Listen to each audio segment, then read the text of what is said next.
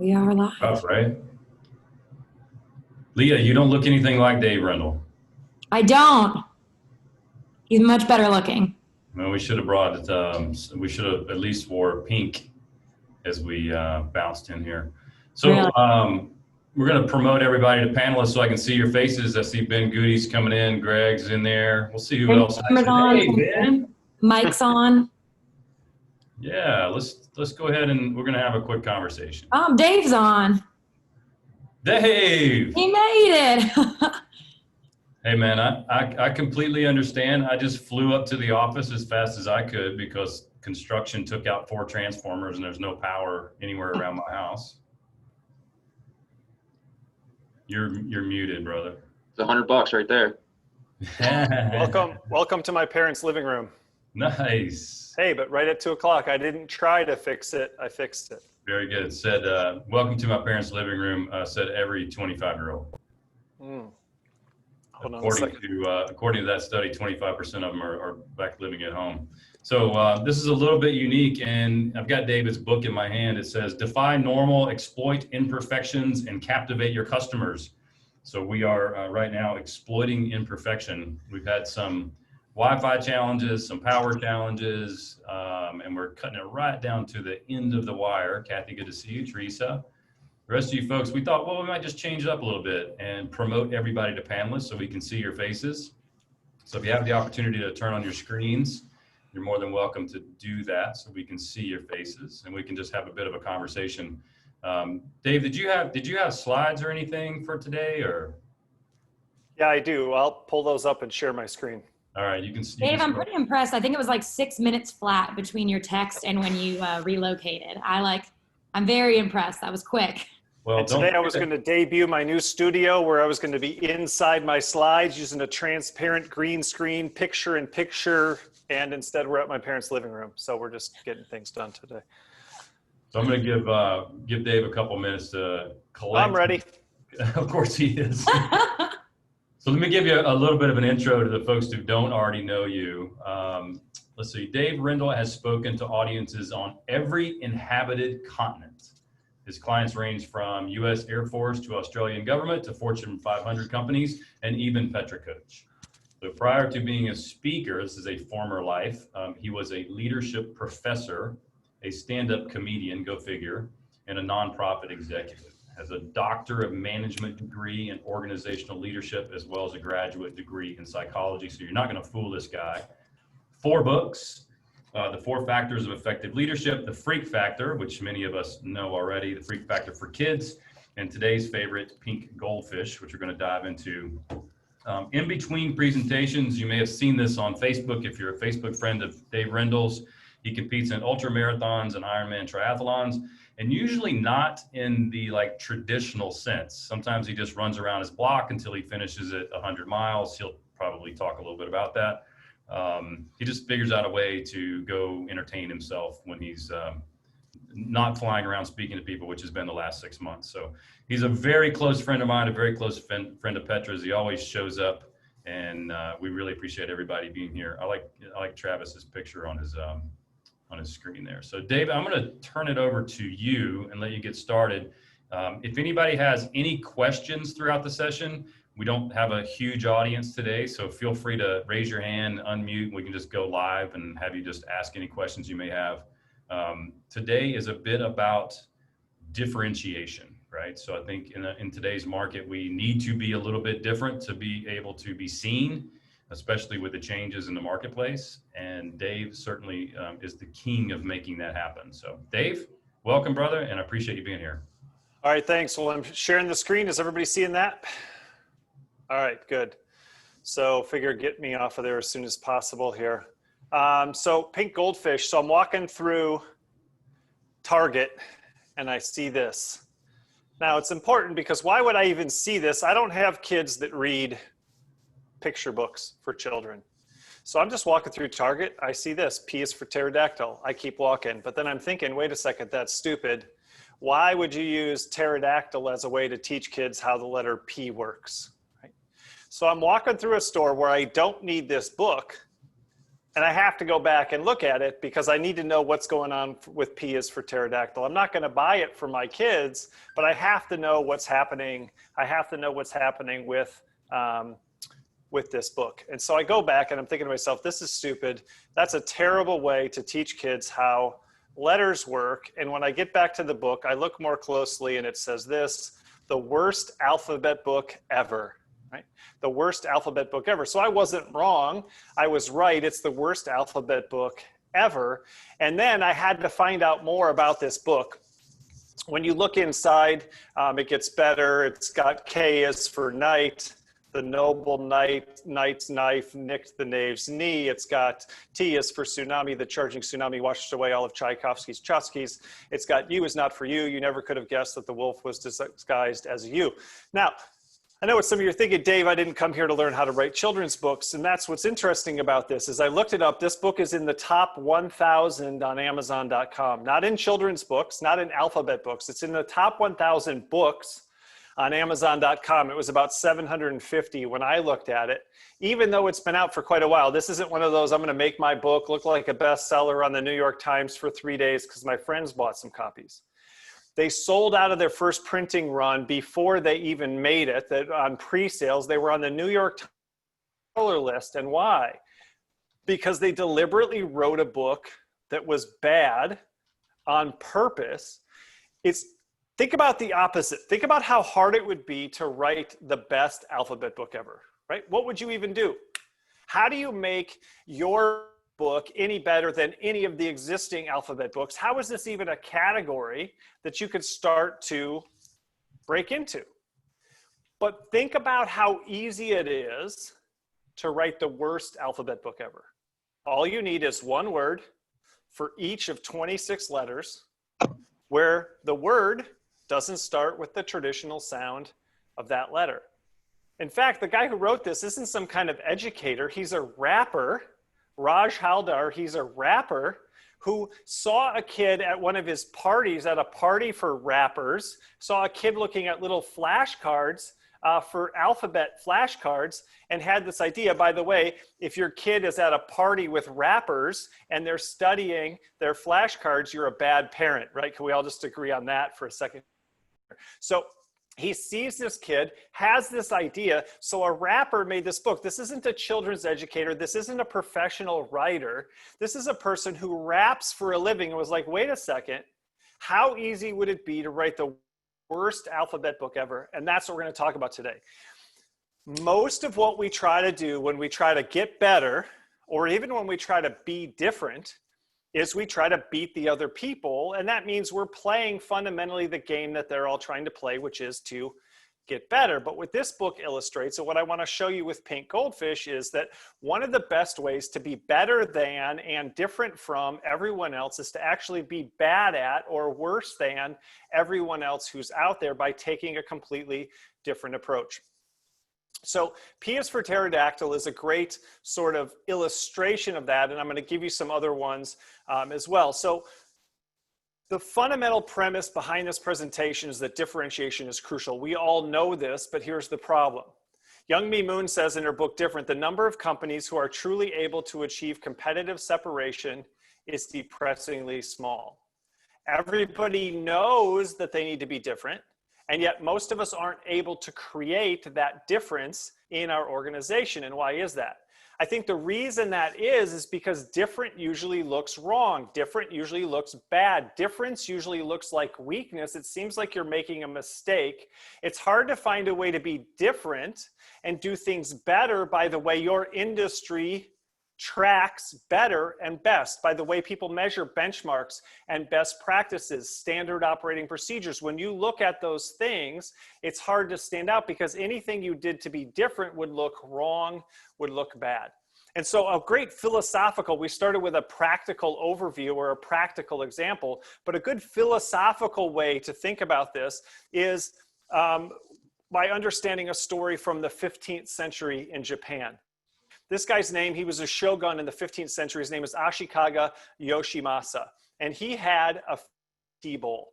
Now, he had a favorite tea bowl in the same way that you might have a favorite coffee cup that you drink out of, a favorite coffee mug that you drink out of every morning. And one day, he broke his tea bowl. And just like you, if you broke your absolute favorite mug, you might want to get it fixed. And that's what he tried. He sent it out to get it fixed. He wanted someone to repair his, and they did.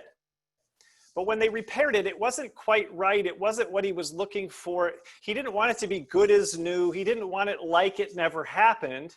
He wanted to somehow capture the essence of the brokenness of the bowl. And so he sent them back to try again, and they highlighted the cracks with gold and with lacquer, and they created what has now been the enduring art of kintsugi. Kintsugi is the art of repairing pottery in such a way that you highlight the cracks, that you illuminate the imperfection. And that's what we're talking about with Pink Goldfish. We're not talking about being the perfect company. We're not talking about being the best company. We're not talking about being flawless with your service. What we're talking about is finding ways to acknowledge, and then not just acknowledge, but illuminate the imperfections that you have in your organization, in your product, in your service. It could be with anything. How do you create organizational kintsugi? How do you make product kintsugi? And think about how different this is than the traditional approaches. Photoshop, for example, is designed to be able to, for you to be able to clean up any flaws in a photo, to clean up any flaws in the photo of somebody's body, to clean up in the flaws of the photo of your product or your service, to make it look perfect, to make it look just the way it's supposed to be, to create some kind of ideal. And kintsugi goes in completely the opposite direction and says, what if you illuminated the imperfection? So my friend Stan and I, he writes books on this Goldfish series. He's got green and purple, and each one is about employee engagement or customer experience. And he wanted to write a book with me on marketing and differentiation. And so he chose pink because my color is pink, and that's why we added it to the series. And so what we did is we asked people for examples of companies that flaunt their weakness, and we'll talk about that in a little while, that use their weaknesses as strengths. And we got about 250 examples from people all over the world.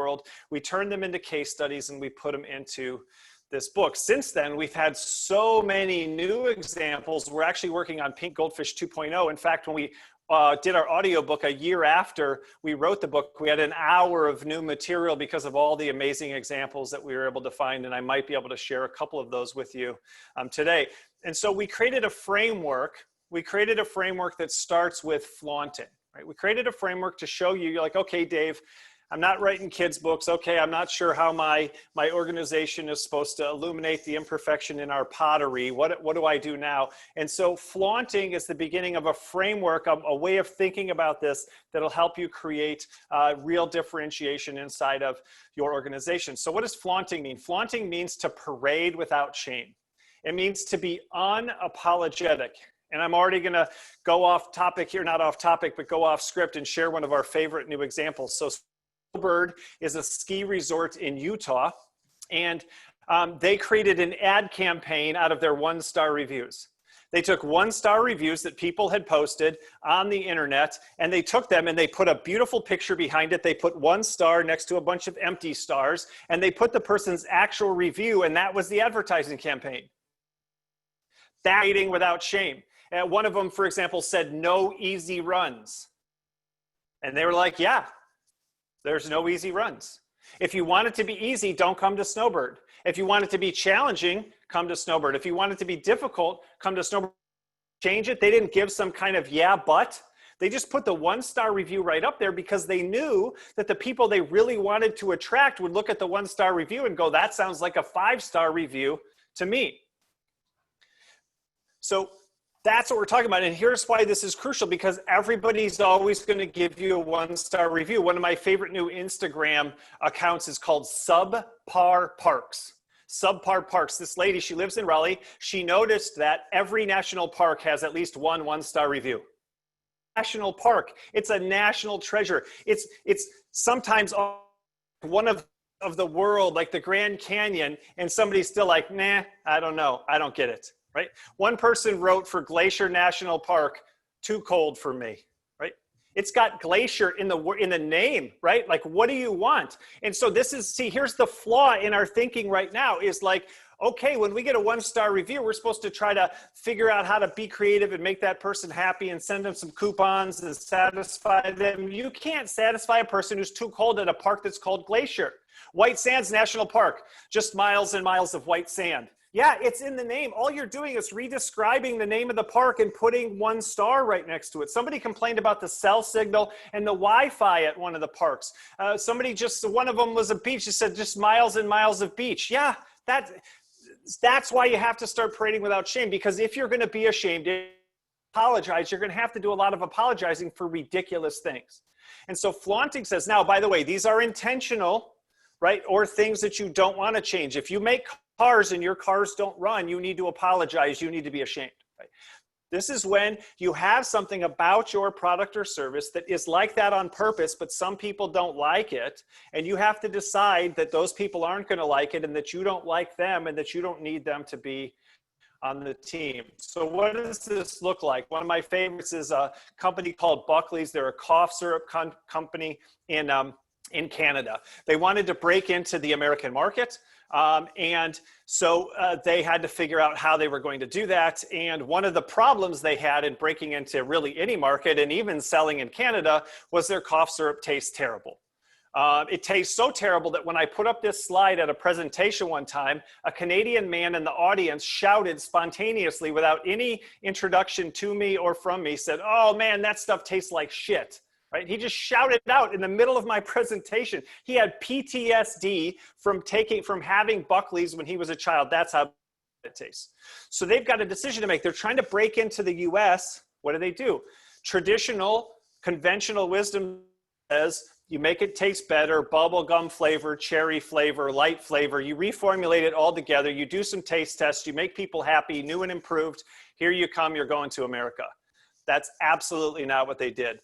They did fake taste tests where they blindfolded people just for fun, and they had them sip something that said Buckley's by it, and then they had to sip something else that said trash bag leakage, for example. And when the person would sip the trash bag leakage after the Buckley's, they'd go, "Oh yeah, I want more of this trash bag leakage." I mean, they didn't know that's what it was, but they're like, "I want this," right? "I want this. I want sweaty gym sock drippings. That's what I want more of," right? Think about what they're saying. They're saying, if you think it tastes bad, it tastes worse than you can possibly imagine. And not only are we not ashamed of it, and we're not apologizing for it, we're going to put it in your face and remind you that it's the worst thing probably you've ever tasted in your entire life. One of their advertisements says people swear by it and at it. It tastes awful and it works. And that's more true than you know, because I just told you about the story about the guy from Canada who swore at it during one of my presentations.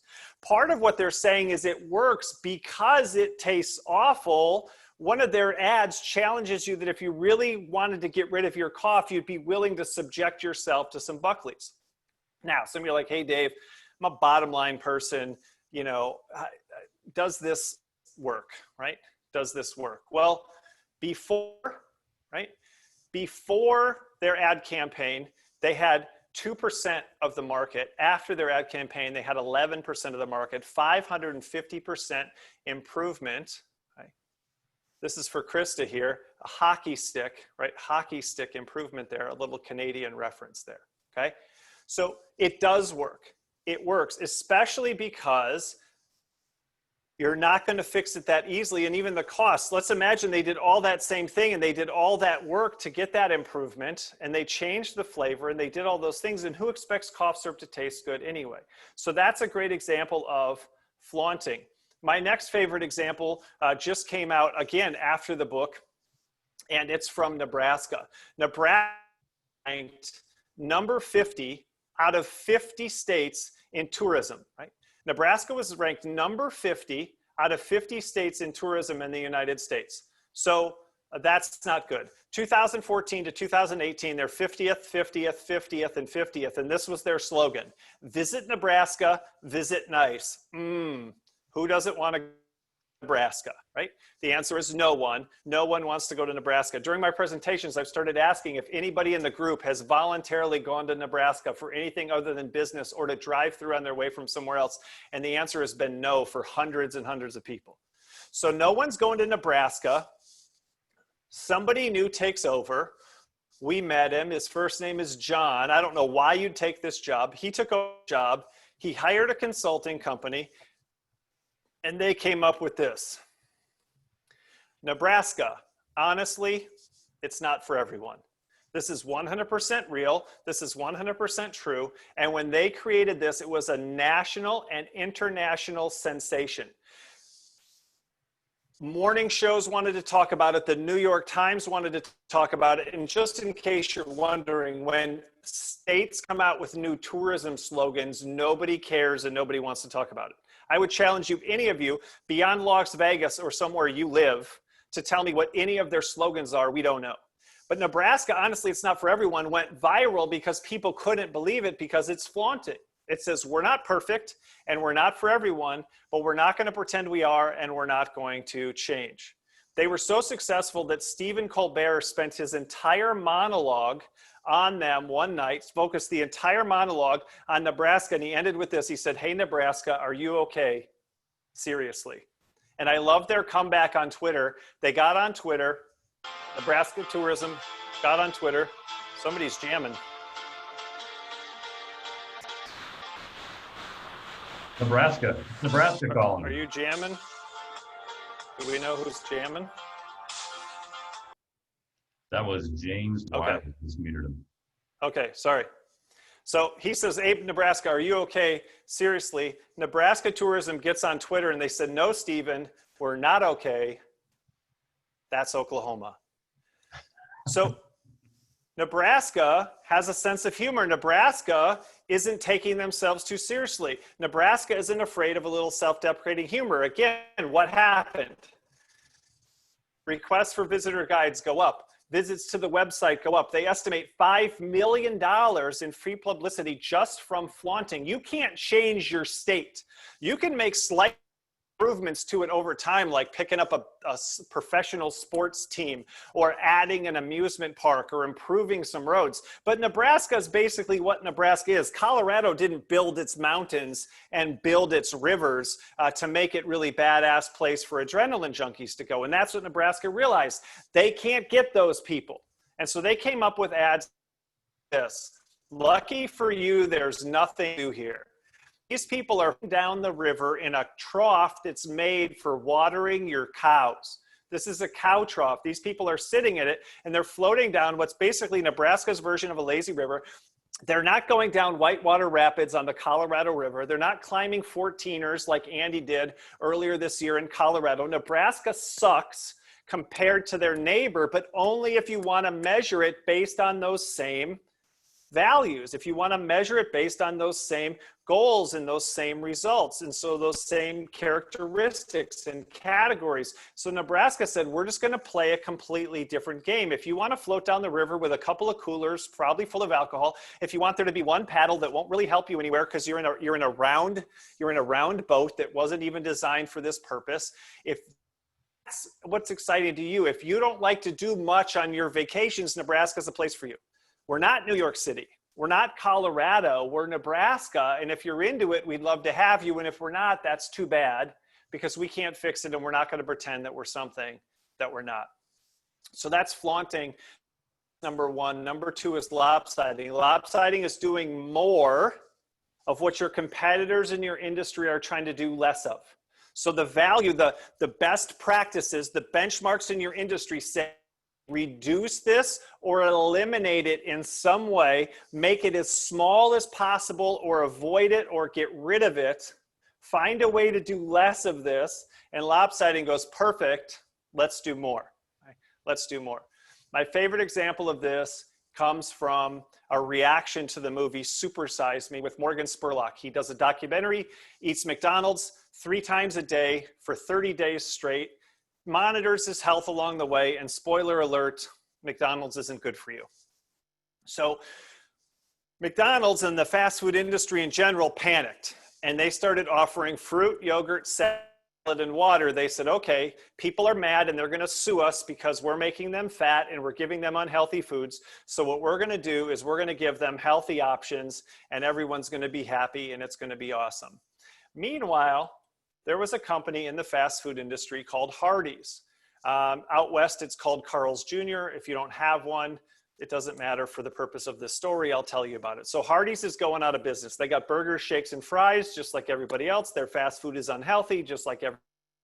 Super Size Me comes out, and the whole industry says, let's do less fat, less sugar, less calories.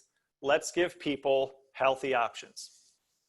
Hardee's is going out of business. Hardee's is going bankrupt. Hardee's is closing stores. Hardee's has a decision to make. Do we follow the rest of the industry and reduce the calories and reduce the portions and reduce everything like everyone else is doing? Or do we take a different approach? And that's when Hardee's pioneered the thick burger. This is an all-American thick burger. It has a hot dog cut in half on the top. It has 2/3 pound of beef. It has potato chips in the sandwich because you shouldn't have to reach down and pick them up individually. They should already be in your sandwich. This is more calories than you need for approximately a month and a half. And by the way, do you feel the flaunting here, right? Is Hardee's apologizing for how big this burger is? No, this is the ad. The ad deliberately fills up the entire screen. The whole idea is this is bigger than you can imagine. This is more food than you should be eating in approximately a week. This is a bad decision, and we encourage you to make it.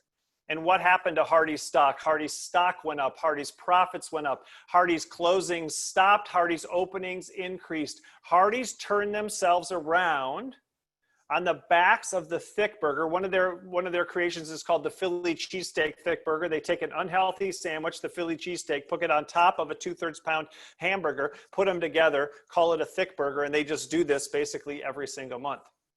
And they didn't stop with burgers. This is their newest invention. It's called the Apocalypse Burrito and Biscuit. It's the Apocalypse because it's got ham, bacon, and sausage. It's got the entire pig inside of one sandwich.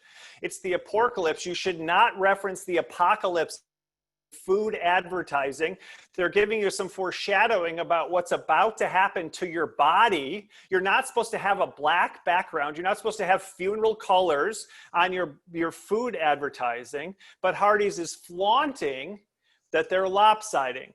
They're unashamed. They didn't accidentally do this ad. This wasn't a mistake. They weren't struggling to figure out what to do, and they accidentally made it something that was really unhealthy. They sat down and said, what's like the unhealthiest thing that we can fit between two pieces of unhealthy biscuit, right? The Apocalypse Burrito and Biscuit. One of their slogans now is eat like you mean it. That's not eat healthy, take care of yourself, be stronger. That's like harm yourself. That's like what you're supposed to do on St. Patrick's Day, drink like you mean it. So Hardee's was able to succeed by flaunting. Everything we talk about is flaunting, being unashamed and unapologetic about doing more of what everyone in the industry was trying to do less of. And watch this. Remember McDonald's? McDonald's moderated. McDonald's started trying to do less. McDonald's was the one that set the trend, and you might think that's what McDonald's has to do. Hardee's gets to be a niche player. Hardee's gets to be an outlier. I don't even have a Hardee's by me, but McDonald's, they have to have something for everyone, and maybe that's what you feel about your business. Hey, Dave, I got the moms, and I need the Happy Meals, and I need the grandmas, and I need the young people. I need everybody to be able to come to my restaurant or to my business. Well, let's follow up on McDonald's. Water, yogurt, salad, fruit. And you know what happened right after we published the book? Too late for us to put it in the book. McDonald's, in fact, it might have happened right when we published the book. We might have just snuck it in. McDonald's took at their numbers, and they realized that for 15 years, nobody was buying the fruit, the salad, the yogurt, and the water. And they got rid of most, if not all of those options, except for, I think, the water. And they're back to basically doing the Hardee's thing. They're back to moving at least towards the middle, if not farther, towards the Hardee's end of the spectrum, because what they learned is people don't want the wraps. People don't want the salad shakers. People don't want the salads. People don't want the yogurt. That's not who goes to McDonald's. And so even they have started lopsiding after they tried the strategy that most businesses think works, which is moderating and trying to do things the way that it seems like everybody else is doing them. The next one is antagonizing. We've all been taught as business owners that we have to satisfy our customers. If you really do it well, you create loyal customers. If you really do it well, you create customer evangelists, right? But Stan and I recommend doing something very different than trying to satisfy your customers, and that is antagonizing your customers. Now, we already heard a little bit of that because that's a little bit of what the Snowbird is. Snowbird is flaunting one-star reviews, and when you send in a one-star review and then you see it on an advertisement, that's antagonizing. That's not, oh, we're sorry, here's a coupon, here's a free couple days off, hey, can't we make it up to you? That's sticking it to somebody when you're like, heck yeah, look what this person hated our place, and isn't that awesome? Isn't that fantastic? And so my favorite example of this is a place called Alamo Drafthouse Cinema, started in Austin. They're starting to franchise. We have them in Raleigh now. Alamo Drafthouse Cinema is a great place to get a meal while you're watching a movie. It was started by a guy named Tim League, who just loves movies and wants people to have an amazing movie-going experience. One of the ways he does that is he has rules. No talking, no texting, no coming late, no unsupervised children. If you're 15 to 17, you can watch a movie there without an adult, only if you take a class and pass a test. These people are serious. If you come late, they do not let you. If you talk or text, they kick you out after giving you one warning. And so one time somebody pushed them on their process and on their rules and tested them to see if they were going to enforce their regulations, and they kicked her out. She texted, they told her to stop. She kept going. They kicked her out. She got mad. She left them a voicemail. Again, traditional response, coupons, apologies, sorry, what can we do to make you happy? Don't give us a nasty review online. We can be friends. How do we work this out? We want you on the team. No. Here's what they did. They said, at the Alamo Drafthouse, we have a simple rule. If you talk or text during a movie, we kick you out. Sometimes that pisses the movie talker off. What follows is an actual voicemail. A customer left us after being kicked out. They turned this woman's voicemail into a public service announcement that they play at the beginning of their movies.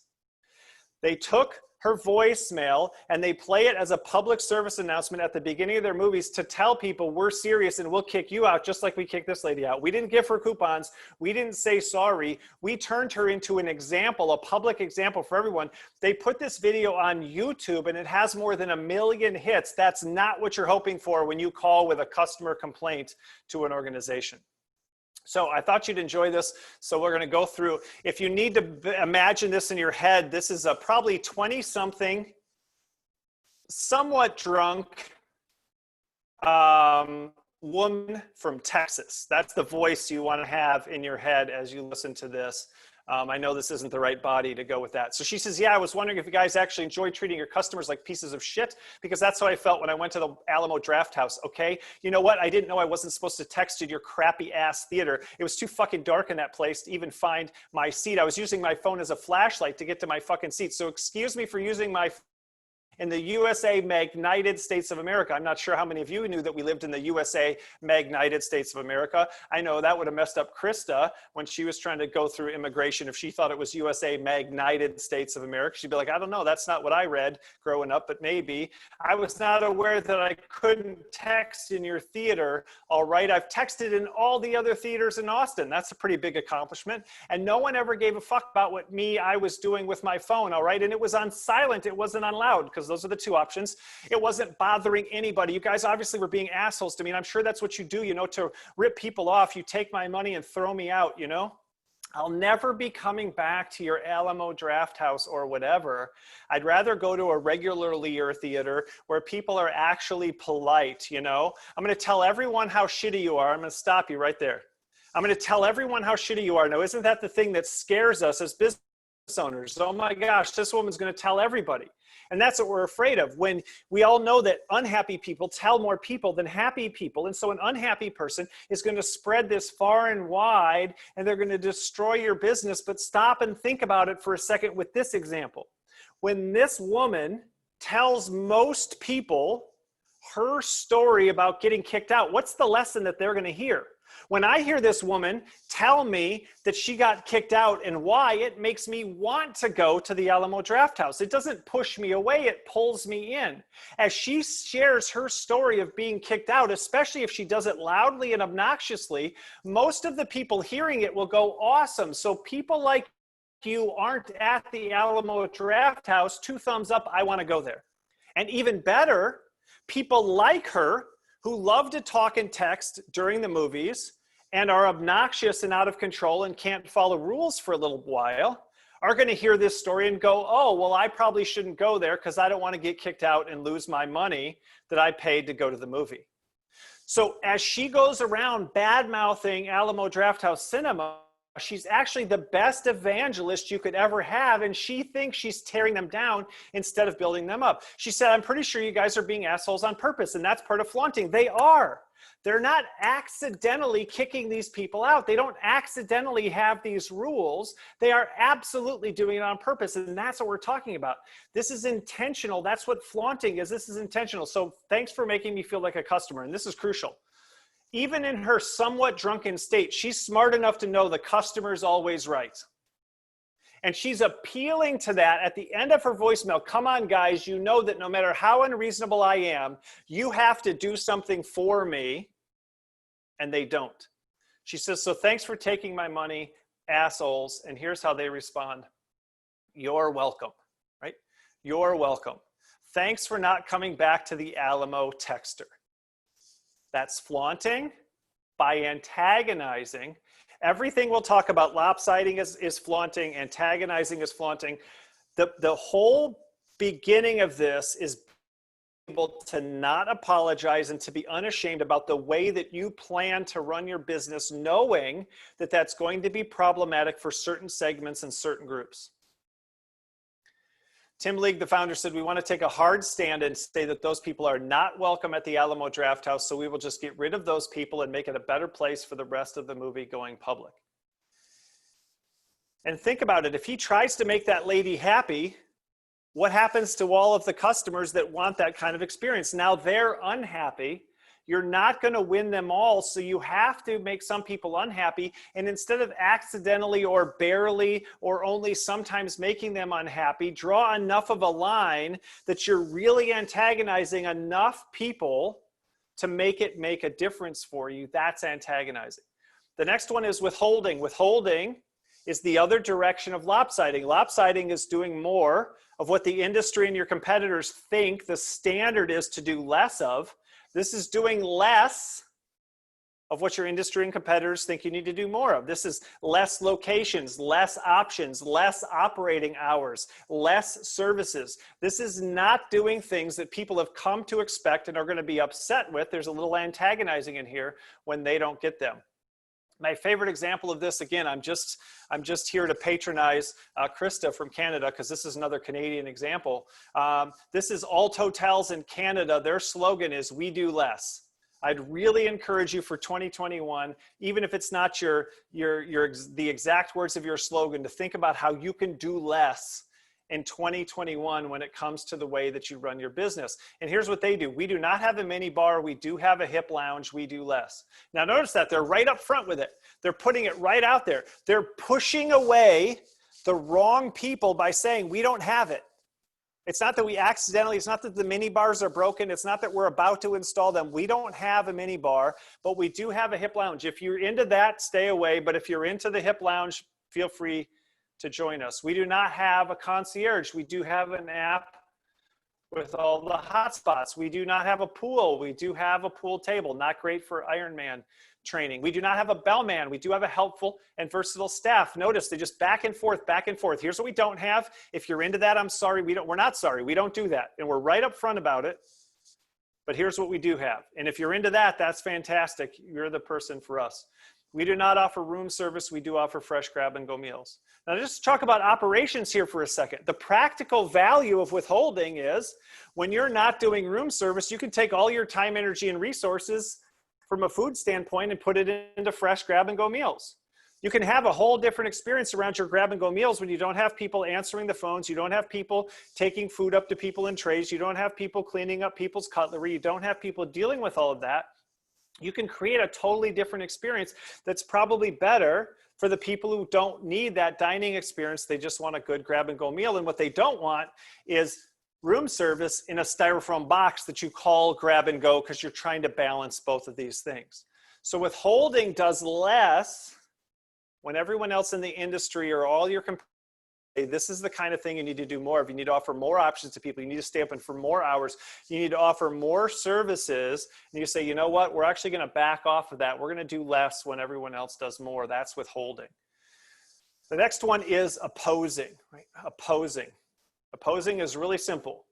This is, you can just look at anything that anyone of your competitors or anyone in any business or anyone in your industry does and say, what if we did the opposite of that?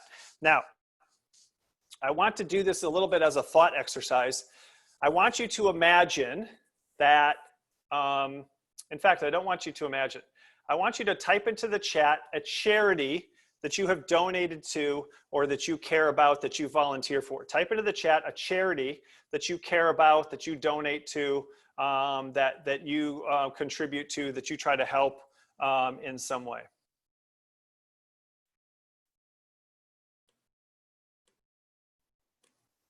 So my favorite is Kiva. What they do is it's microloans, and they help entrepreneurs all over the world.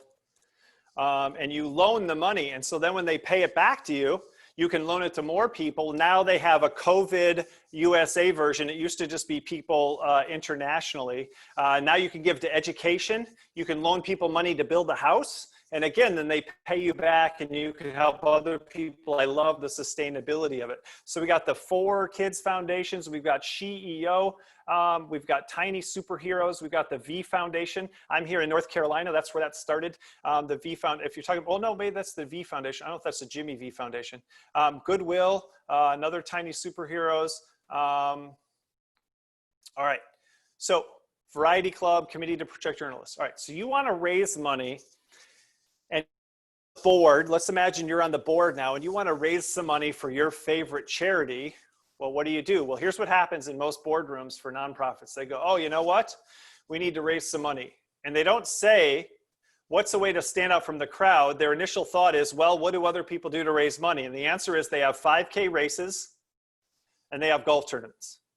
And the hardest thing about doing your 5K or your golf tournament as a nonprofit is picking a date in which no other nonprofit also has a 5K or a golf tournament going. That's how many of those things happen in most communities across this country every single day. And so that's an example of being undifferentiated. And the reason I picked this example is it's at a time when it really, really matters. Now we're not talking about your business. We're talking about a cause that you're passionate about and that someone's going to have a more difficult life. Someone's going to be struggling because we weren't able to get them the money and the resources they needed to overcome some kind of challenge because we're being lazy in the way that we set these things up. And so the 5K and the golf tournament are just the #1 way that people raise money and do some kind of quick fundraiser. You got the car wash and the bake sale, all that kind of stuff. Right? So there's a place called Bernie, Texas. There's a place called Bernie, Texas. It's about 30 miles northwest of San Antonio, Texas. And they had a cause that they cared about. It's called, I'll type it in here. It's called Blessings in a Backpack. And what they do is they know that some kids get free or subsidized meals during the week. That means when those kids go home on the weekend, they probably don't have enough food because if they didn't have food for the week, they didn't have food for the weekend. So what they do is they load up a backpack with food and they send it home with these kids every weekend so these kids can eat over the weekend instead of going without and being malnourished over the weekend. It's a great cause. And so they want to raise money to help Blessings in a Backpack, but they need to come up with an event and nobody wants to go to your stupid 5K. And so they did something completely different. And this is my challenge to you all. As you try to support those causes, try to think about how this could be applied to what you do, this different kind of thinking, doing the opposite of everybody else. So instead of doing the 5K, instead of doing a marathon, instead of doing something really, really hard, they pioneered something that they call the 0.5K, the running event for the rest of us. Now, here's how the 0.5K works. You're not Canadians, even though Krista is, so you don't even know what the hell a K is. So let's talk about distance for a second. 0.5K is half of a K. A K is 0.6 miles. So you're really talking about very little. You're talking about 0.31 miles. So you're talking about 540 yards. This is 5.5 football fields. That's the entire race. That's the entire race. If you park at a big mall, you'll walk farther to get into the building than this race. So this race is a 0.5K race. What time does it start? I don't like getting up at 6 in the morning for a race. Well, they know you don't. They know that you had a tough night on Friday night, that you're a party kind of person. And so they don't want to stress you out. So the race starts at 11 a.m. You can wake up late, sleep in, and you can get to this race on time. Now, Andy's going to find all of this very, very offensive because Andy wants it to be harder. Andy wants it to be tougher. And to be honest, so do I. But I got to respect what these people are up to. And so here's how the 0.5K race works. When you show up, they give you a pre-race beer. So you show up, they hand you a beer. That's how this race starts at 11 a.m. So you're already drinking at 11 a.m. Now it seems early because 11 a.m. is early to be drinking, but it's late for a race to start. And then halfway through the race, they have an aid station. So 300 or 273 yards into the race or whatever, 78 yards into the race, there is an aid station, right? There is an aid station. What do they have at the aid station? Well, they have coffee and they have donuts because maybe you don't have what it takes to make it all the way through this 0.5K. You need to refuel. Now you might say, Dave, 546 yards, I'm pretty sure I can drink a beer in that time. What do they have for me? Well, don't worry about your beer because they've got a smoking section. So if you need to burn one down, right? If you need to burn one down before the race is over at the aid station, they also have a smoking section. Then they give you a post-race beer, right? Then they give you a post-race beer. Then what, right? Do I get to show off? Do I get to celebrate? How do I show anybody that I've done this amazing, amazing thing? Well, they give you a finisher medal because you accomplished something pretty special. They give you a race t-shirt so you can brag about what you've accomplished. They give you a race sticker so you can put it on the back of your car. It says 0.5K, just like those 26.2 and 140.6 stickers. But you might be thinking, Dave, I don't have what it takes to make it all the way to the end of a big race like that. I haven't been training and I'm just not ready. That's okay. If you pay twice, puts twice the money in the coffers of blessings in a backpack, you become a VIP. And when you're a VIP, you get to ride a VW bus from the start to the finish, and you still get your finisher medal, you still get your race t-shirt, and you still get your race sticker, right? Now, some people are like, hey, Dave, I still don't have what it takes. I'm still not ready. Okay? I'm still not ready. They got an option for you. Because in 2019, their race sold out in 37 seconds. 37 seconds. Most people can't even get enough people to come to their 5K to make up for the money that they spent on t-shirts and on signs and on having the police close down the roads. These people sold it out in 37 seconds. Think about the sponsorships they were able to get when they maxed out their event. But then it wasn't maxed out because they're like, more people want to sign up for this, but we can't have them come. And so they put a GoPro on somebody's head and they gave people the opportunity to do the virtual version of the race, which isn't like you doing it on your own. This is you sitting at home, live streaming somebody doing the 546 yards for you. And when you pay for that, you still get the finisher medal, you still get the race t-shirt, you still get the race sticker, and you didn't do anything except wake up and open your laptop. They had more virtual finishers than real finishers and were able to raise tens of thousands of dollars for blessings in a backpack because they were able to do the opposite of what almost every other nonprofit does, which is ask, what do other people do?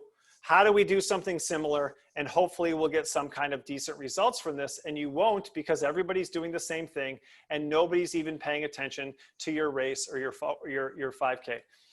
Now, I will share one quick idea that I've had that I think somebody should pick up, and it's related to the golf tournaments. Here's how a nonprofit could make $1 million every single year.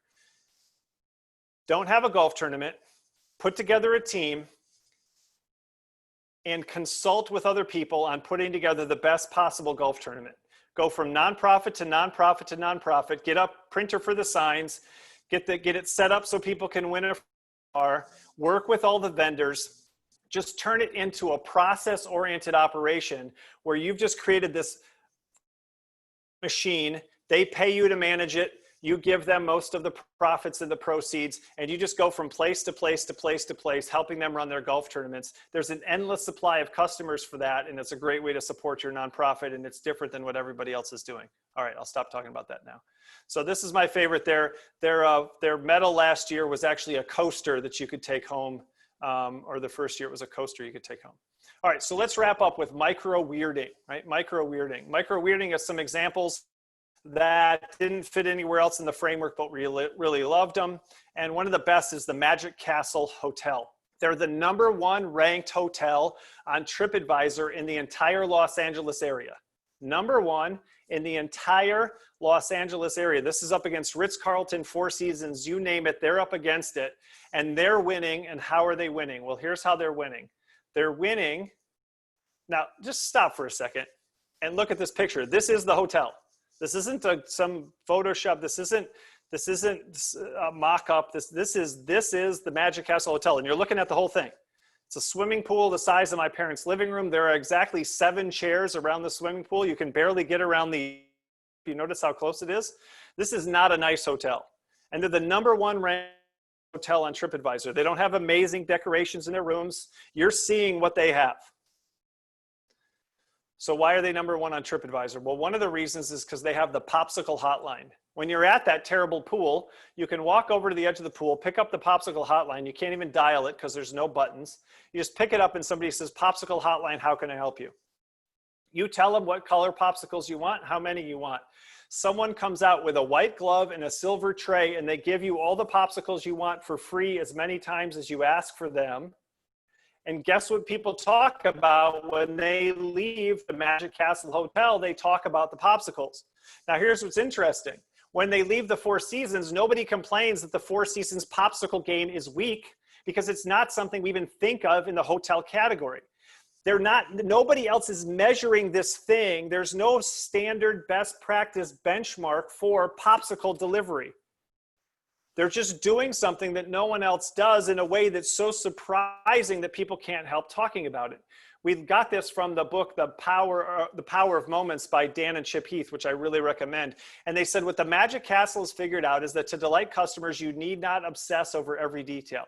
In other words, everything doesn't matter. You can be bad at some things. Have you heard that before? And still be successful. Customers will forgive small swimming pools and underwhelming room decor as long as you deliver some peak magical moments. The surprise about great service experiences is that they are mostly forgettable. When it's perfect, good job, but nobody notices, and so nobody talks about it, so nobody writes a review about it, and so then nobody else knows about it, and you're not actually accomplishing what you think you're accomplishing. So I did this presentation for an EO group at MIT one time, and there was a guy in the back who is very tied into Japanese culture because of the work that he does. And he came up afterwards, he said, "Hey Dave, have you ever heard of wabi-sabi?" He goes, "I loved your example, but have you ever heard of wabi-sabi?" I said, "No, I haven't." He said, "Dave, wabi-sabi is intentional imperfection. It's intentional imperfection. Wabi-sabi goes farther than kintsugi." And by the way, that's a great part of kintsugi. People loved kintsugi so much, they started breaking their pottery on purpose so they could get it fixed in the kintsugi style. And what wabi-sabi is, takes that a little bit farther, and it says, what if we just made it broken or damaged to begin with? Wabi-sabi is a philosophical idea that nature is beautiful, but nature is imperfect. And so why can't we make things that are beautiful and imperfect at the same time? Why? Somebody just said the grammar police in me is cringing. That's something I picked up from my co-author. I spelled those wrong on purpose. And I know it's killing some of you, isn't it? It's killing, but I'm not going to apologize because I'm flaunting, because I'm unapologetic, right?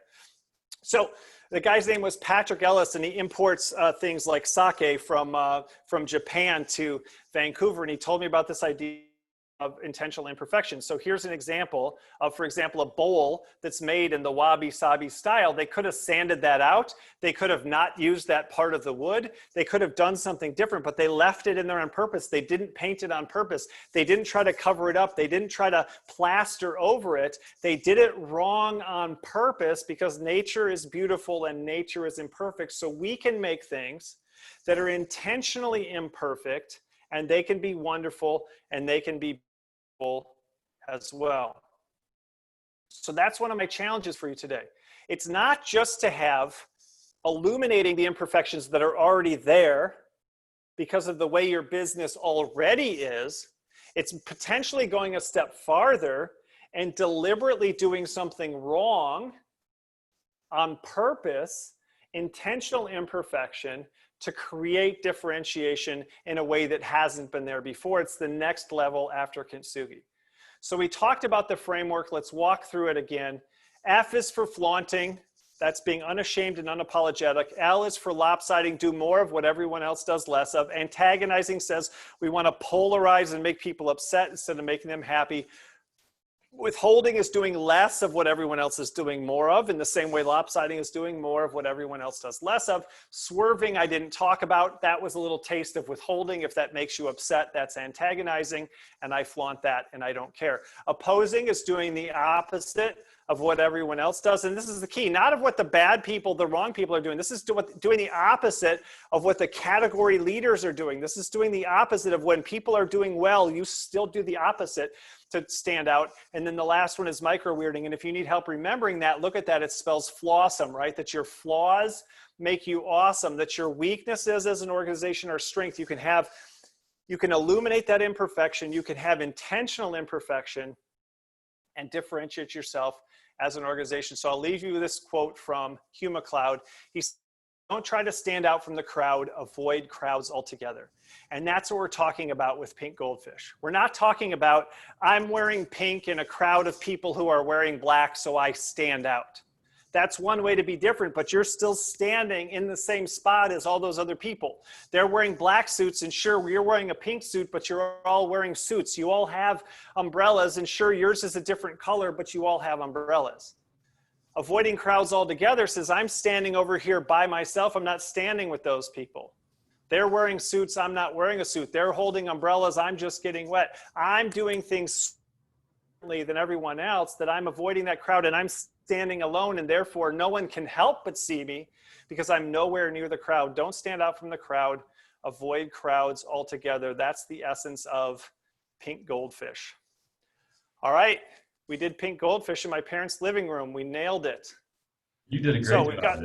we got a few minutes left. Does anybody have any questions you want to add to? Yeah.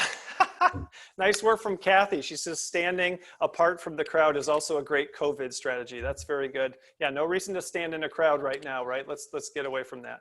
I didn't know there was a certification for virtual presenter, but obviously you've earned that. eSpeakers.com created a virtual presenter certification, which was a great business move by them because they help people get booked, and no one was getting booked for about 6 months. So they were trying to make sure, that people don't do presentations in their parents' living room is what they were trying to do. They were trying to make sure that people had good Wi-Fi. And the thing that really makes me mad is I've been doing these for 6 months and I haven't had any trouble. And not only did I go out of my way to create a beautiful studio and to do a bunch with technology, I had just upgraded my internet to the absolute maximum speed that's available. And today it was running at 1 megabit per second when I ran away from my house because I realized it wasn't working anymore. Well, we appreciate you. Any questions? Pink Goldfish? Yeah, go ahead, Andy. Beef Blossom. So I appreciate the Beef Blossom on my book. We'll open the floor up if anybody has any questions. Just unmute. Jump right in. We do have some screen time, so if anybody has anything for Dave, now's the chance to jump in, ask a question, make a comment, whatever. And also, if you want to go farther, you see here is the Pink Goldfish workbook. So we actually created a workbook where you can work through some activities and some exercises to figure out how you and your organization would be able to differentiate. One of my favorite is the assessment that helps you see how the weaknesses and strengths are connected. Christy, you might want to let that person know that they're changing right behind you on your camera there. I don't know if they're gonna.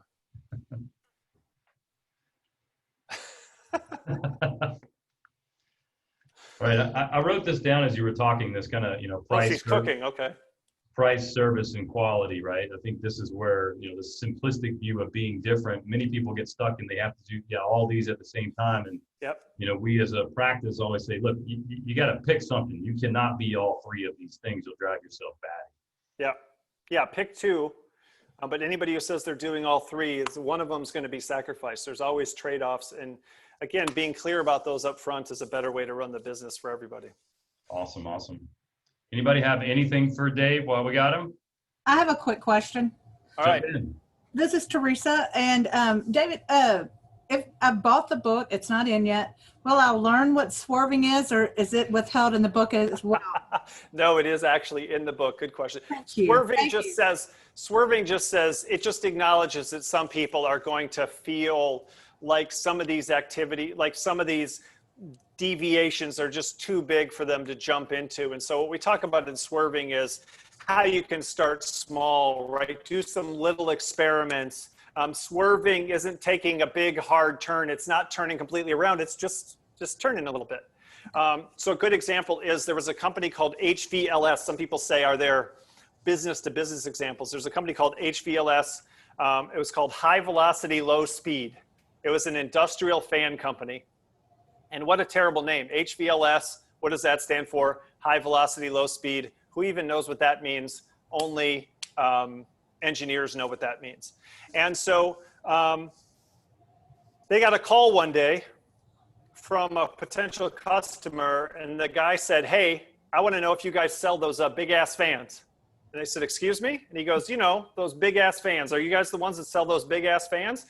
And so they got this feedback from a customer, not HVLS, but big ass fans. And so they just created a postcard, a little marketing postcard. They sent it out to some prospects. I think they only sent out a couple hundred. Put a donkey on it with kind of its back to you, with its butt kind of in your face, and created this little cartoon donkey. And they sent it out, and it was a sensation. And it was such a sensation that they turned their company into the Big Ass Fan Company. They painted a 40-foot donkey on the side of their building. They've been rejected from having ads in their local airport and for their local baseball team because it's too offensive. And they've gotten national and international attention for their big ass fans. And now when you look up and you see the big ass fan on the fan, it says big ass fans, because that's the way people think about them. And so they changed the whole name of their company and the whole image of their company, even in a business to business context, and did something, again, that's antagonizing, that some people find offensive and inappropriate and unprofessional, and something that you just don't do in that industry because you're not even trying to market to consumers anyway. And they had a lot of success with it, but it all just started with a phone call, an idea, and they sent out a postcard, and then they ended up changing their entire brand identity based on just that little action. And so, you know, I didn't get pink tattoos on the first day. I didn't do a pink wedding ring on the first day. I didn't create pink goldfish on the first day. I just put on some pink shoes. I put on a pink button-down shirt. And as it started working, I started adding more to separate myself farther and farther. So swerving is just about starting with little differences, doing little experiments, testing them out. One of my other friends who's in EO has a business called Falcon Lab, and they're a printing company. And one of their values was make cool shit. And they were worried that that wouldn't be something that all of their customers would connect with. And so they didn't share it with their customers, but they made little koozies for their bottles and cans internally. They loved it internally. It was something that they really connected with internally. And at some point they decided to share it with a few customers that they thought might be into it and might be edgy enough to be able to handle it. And pretty soon it kind of got out of their hands, and they had their more conservative customers coming back to them and saying, hey, how come you're not offering to make cool shit for us? We want to make cool shit. So, but it started with their values as an organization and something that they weren't even trying to market. They weren't trying to sell it. They were trying to clarify what they were about. And I know Andy and Petra Coach are big on that, have clear values. But then they saw that there was a bigger audience for that and that it was really resonating with their customers, and they created something bigger. So you can start small. This isn't about, you know, throwing everything away and doing something brand new and hoping that your business doesn't go bankrupt. There's lots of small ways to start this and test it to see what works before you make a big bet on something. Thank you. So there, Teresa, they're swerving for you. Thank you. Well, when I withheld it, it made her want it more, Yeah. right? So that's how withholding works. So, ooh, I need that swerving. It's probably the best one. It's probably so good. Well, I did type in the comments that, did I miss number 5? Well, I thought I was paying attention. So You were paying attention. Nice work. Any other questions or comments for Dave? All right. Hey, bud, really appreciate you being here today. I know you had to hustle over. I'm in, one of the small offices at the office to do the exact same thing. And wanted to just give a little, you asked us about the charities earlier and the support that we give. Tiny Superheroes is an organization that supports kids with disabilities by making these tiny superhero capes and sending them out to those kids that are dealing with disabilities. And for being here today, we're going to sponsor some kids in your name. And we've done that with you before, and we continue to do that as an organization. And for giving of your time, we want to make sure that we're able to go do that in your name. So I always appreciate your friendship, brother. If there's anything that we can do on our end, please let us know. You got a bunch of fans out there cheering you on. When's your next kind of crazy, race, or you're going to walk on your hands? What the hell are you going to do next? They just canceled my 24-hour race that was going to happen in October. So yeah, we're taking a look. I think what I'm going to do is one of my top 5 strengths on StrengthsFinder is achiever.